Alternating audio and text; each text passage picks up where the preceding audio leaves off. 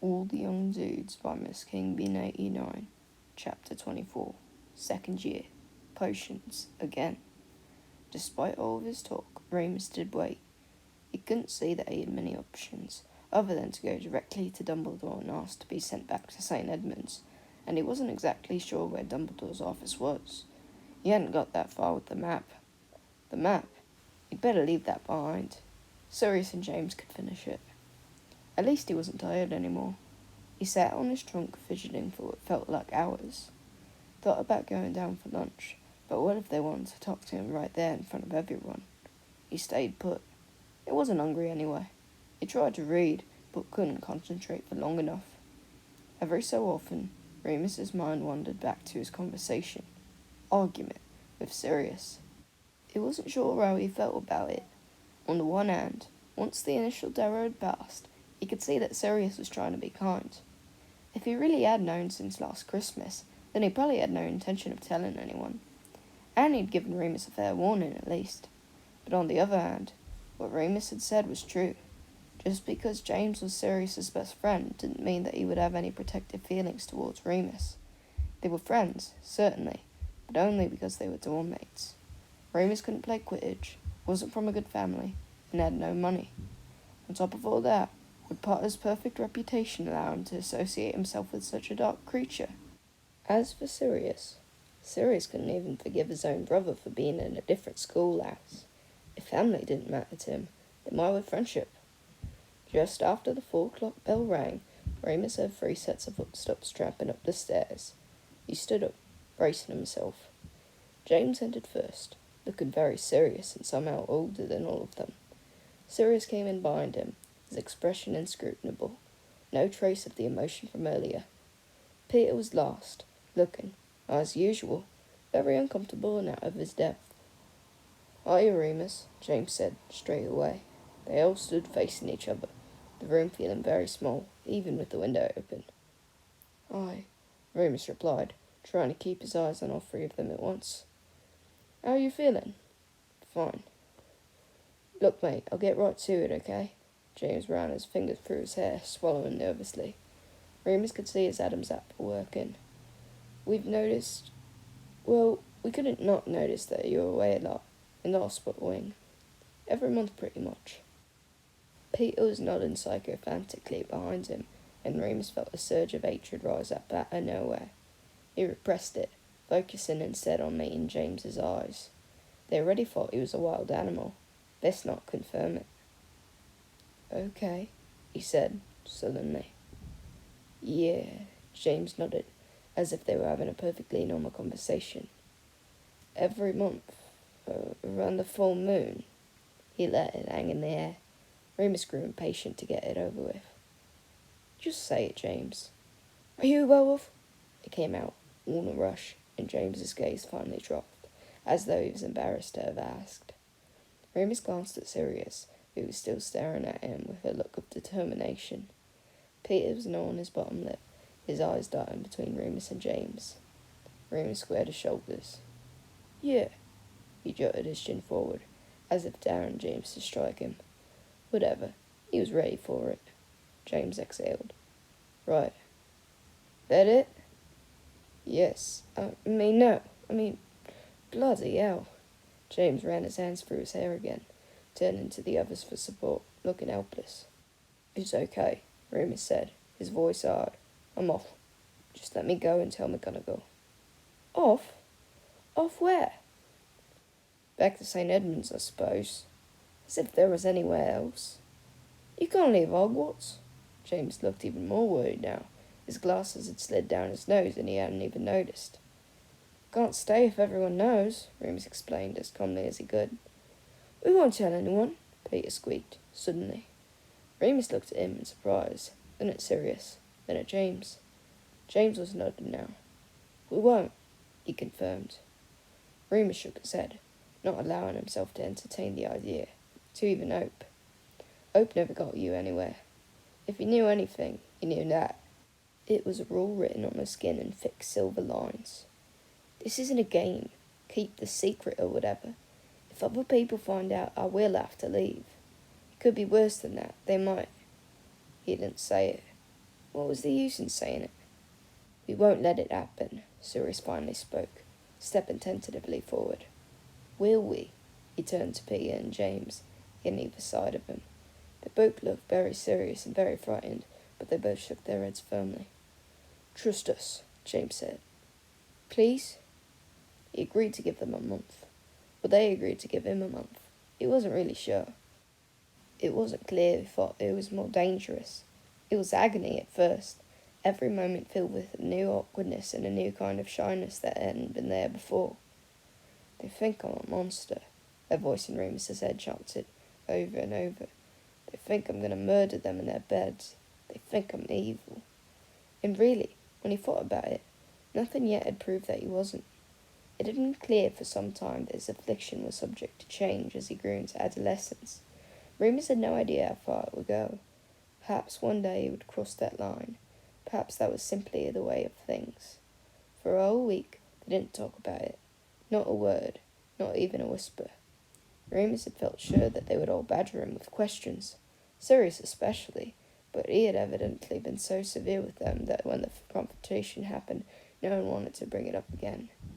In front of everyone else, they acted the same. James was loud and overconfident. Sirius was witty and arrogant. Peter adoring and insecure.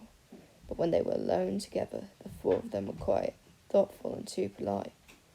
Sirius and James's nightly conferences became even more frequent.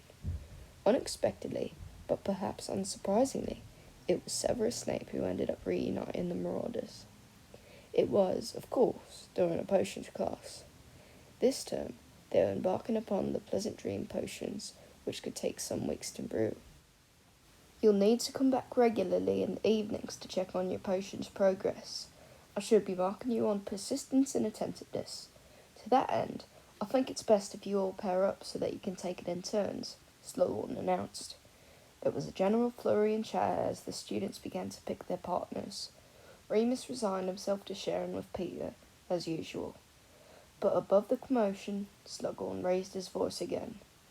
No, I've learnt my lesson. He gave the Marauders a severe look. You may not choose the same partners you had last year. Sirius and James looked at each other, and then at Peter and Remus, sizing them up. Remus cringed. In fact, Slughorn continued, I think I shall assign the partners.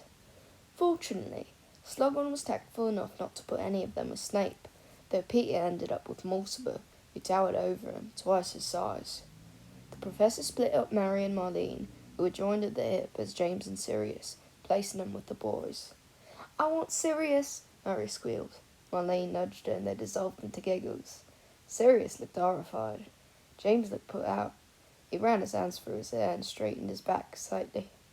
Remus was asked to pair up with Lily Evans, much to his disgust. He didn't really like any of the girls, but he wanted to work with Lily least of all. She was nosy and tried too hard to be nice.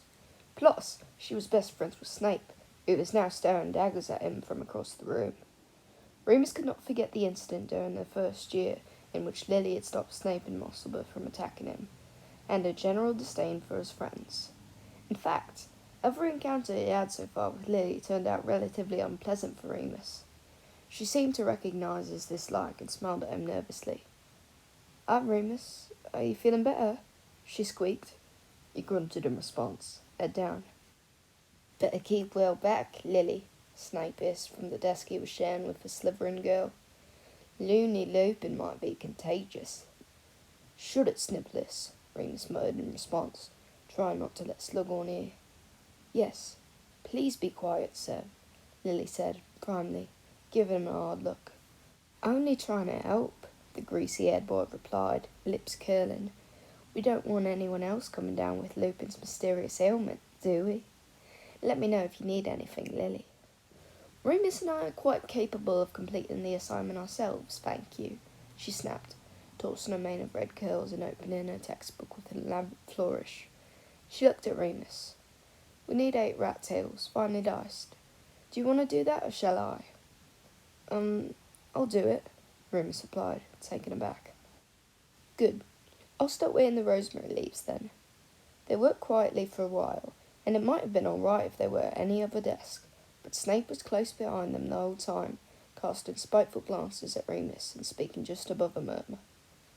"Of course Looney Lupin is quite apt," he said to the girl he was working with, "because he really is utterly mad. I've seen him, wandering around the castle on his own, lurking in dark corners. You may recall he actually attacked me last year. He's clearly dangerous. I don't know why Dumbledore allows it." Remus felt his ears turning red. He turned around, holding out his wand. "Say one more word," he growled. Snape looked him up and down, smirking. Lily grabbed Remus's arm and pulled him back. "Just ignore him," she whispered, though she sounded very annoyed herself. "He's having a bad time at home and blames it on everyone else. That's all." "Fine," Remus said, returning to his rat's tails. The blood stained his fingers. Once they had prepared their ingredients, it came time to stir. Remus was starting to get along quite well with Lily now. She was patient and didn't act like she knew everything, like James and Sirius. She was a bit of a goody two-shoes, but he remembered that he was trying to be one too, so he'd better learn to like it. "I'll stir," he said, heroically. He'd never offered to do something for a girl before, hadn't so much as held the door open. His contact with the fairer sex had been so limited. It felt very grown-up and James-like. He rolled up his sleeves and grabbed the large wooden spoon. "Ugh! Look at him!" Snape's nasty, clawing voice rang out loud enough for half the class to hear now. Remus looked up and found that everyone was looking at him, at his bare arms. He hurriedly yanked his robes down to cover the marks, but they'd all seen. "What sort of disease does that?" "Shut up, Severus," Lily barked. "Why do you have to be so horrid?" "Lily, just look." "Mind your own business." Remus's mind was racing. He wished the ground would swallow him up. He wished he could crawl under the desk. He wished he knew how to apparate. He'd give anything to throw a punch at Snape. The marauders had heard too. Sirius and James raised their heads from their cauldrons. "Oi, Snivellus, what are you saying about our mate?" "Oh, stay out of this, Potter," Lily groaned. "You'll only make it worse." "Silence, please," Slughorn boomed. "You're not first years anymore. I should think you're able to concentrate on the task at hand." Everyone fell quiet. Remus was gripping the stir with all his might. "I'm sorry, Remus," Lily whispered, looking genuinely upset. "He's such a... Oh, I don't know. Look, I've got these." She held out her hand, covertly. Remus looked down. She held two greyish round things that looked like bullets or tablets. "What?" he asked, gormlessly. "He was annoying me last week, showing off about how good he is at potions. I know it's petty of me, but I wanted to teach him a lesson, so I made these. And he had this thing with his mum, and I felt sorry for him, so I didn't use them. But now..." "Evans," Remus said, exasperated. "What are they?" "Just something I've been playing around with in Slug Club," Lily smiled, enigmatically. Remus noticed that she was actually strikingly pretty. "They'll react with this potion. It'll be really good."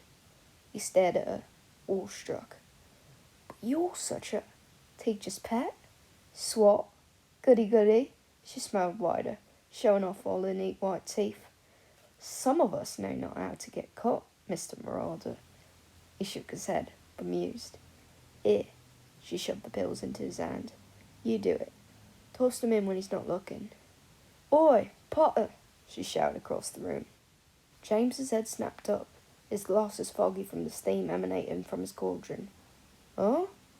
Snape had looked up too, and was glaring at James. Remus moved quickly, pretending to yawn and stretching his arms out, his right hand just reaching over Snape's cauldron. He dropped in the pills, just as Lily said, "Oh, nothing," very sweetly, before turning back to her work. Both Snape and James stared at her in confusion. Remus was impressed. His admiration only grew as she grabbed Remus's arm, yanking him back as Snape's cauldron exploded behind them.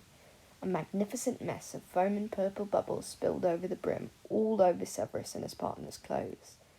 The old class began to laugh, and Snape turned white with rage, his nostrils flaring. "Oh dear," Slughorn bustled over. "A bit over-eager with the beetle husk, eh, Severus?" "It wasn't me," Snape fumed, purple bubbles settling in his hair. "He did something. He pointed at Remus, who winced.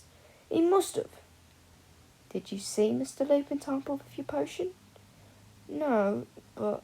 Come on now, boy, Slughorn laughed, throwing him a green tea towel. We all make mistakes, even you. Severus spluttered incoherently, and Lily was clearly struggling to keep a straight face, eventually having to turn around, her shoulders shaking in silent hysterics. After the lesson, the marauders piled on Remus in the hallway, whooping and cheering. You did it, didn't you? Brilliant! How'd you do it? You're crap at potions. Remus grinned back at them, neither confirming nor denying. Over James's shoulder, he saw Lily flash him a quick smile before hurrying up the stairs. Didn't I tell you? Sirius proclaimed brightly, throwing an arm around James and another around Remus. He's still a marauder.